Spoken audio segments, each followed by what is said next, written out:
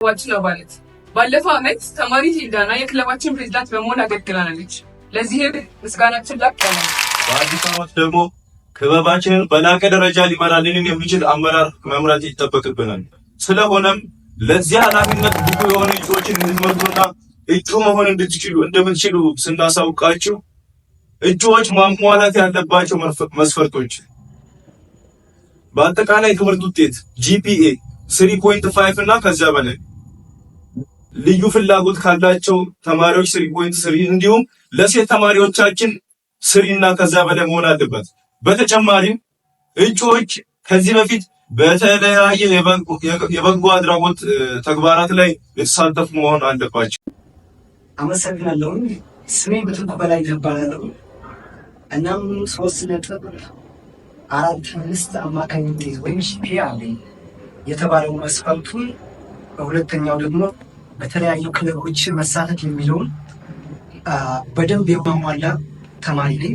በተለያዩ ክለቦች ለምሳሌ በሰላም ፎረም፣ በበጎ አድራጎትና በመሳሰሉ ክለቦች በመሳተፍ አመርቂ ስራ ሰርቻለሁ እና በዚህ የፕሬዝደንትነት ምርጫ በፈቃደኝነት ለመሳተፍ አቋሜን መግለጽ ፈልጋለሁ። አመሰግናለሁ። ሰላም ክቡር አፈ ጉባኤ እና የዚህ ክለብ ስራ አስፈጻሚ አካላት፣ የማህበራችን አባላት በዚህ ወርቃማና ሁሉ አሳታፊ የሆነ ፕሮግራም ላይ በመሳተፋችሁ በጣም አመሰግናለሁ። ስሜ ምትኬ ይባላል። 3.71 GPA ወይ ደግሞ አማካኝ ውጤት አለኝ። በተለያዩ ማህበራት ላይ ታሪክ የማይሽራቸው ስራዎችን ሰርቻለሁ። ስለዚህም መልካም መሪ እንደ መልካም አባት ነውና በዚህ የሊደርሺፕ እድል ላይ ራሴን እጩ አድርጌ ለማቅረብ ፈልጋለሁ። አመሰግናለሁ።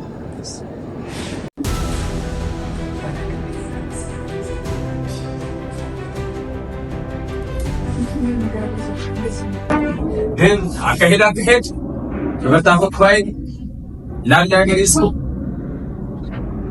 ሰምት ሻላቀም ወሶ ሲመራ አይቻላቅ ደምባ ሲመራ አመራሩን እየታወቀ መምራቱን ይደርክለትልኝ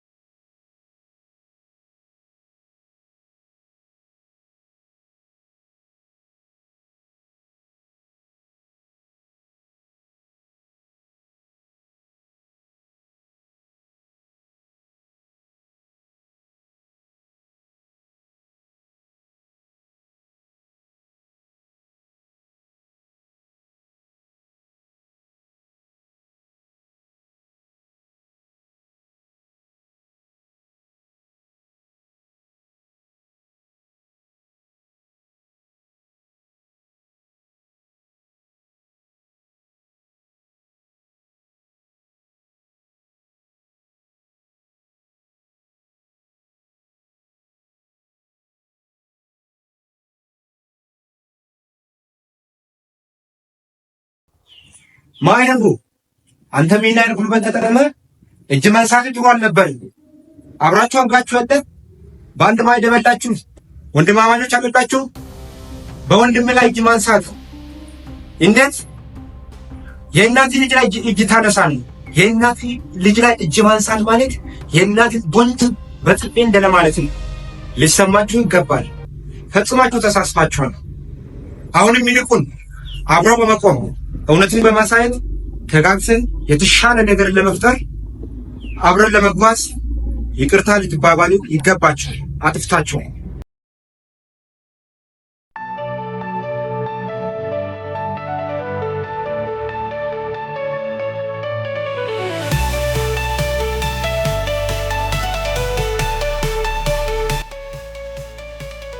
ክቡር አፈ ጉባኤ ወደ ገጠር ፕሮግራም ነው።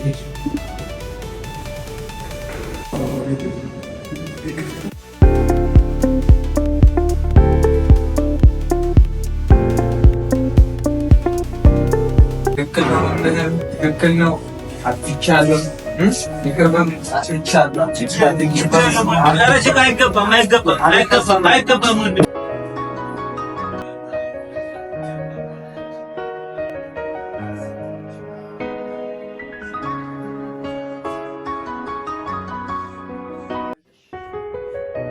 ይቅርታ ማረግ ይቅርታ አለማወቅ ነበር እንደዚህ ይቅርታ አንተንም ቢሆን ገጥዬ ራስቼ በስሜት ችግር የለም። ከስታችን ልንማር እንጂ ልንሰጠትበት ብቻ አይገባም። ችግር የለም ወንድሜ፣ አይዞህ፣ ችግር የለም። የክለቡ ፕሬዚዳንት ተመለከተ ባደረግነው ውይይት ምትኬን የክለቡ ፕሬዚዳንት አድርገን ሾመናል። እንዲሁም አበበ ምክትል ፕሬዚዳንት አድርገን ሾመናል።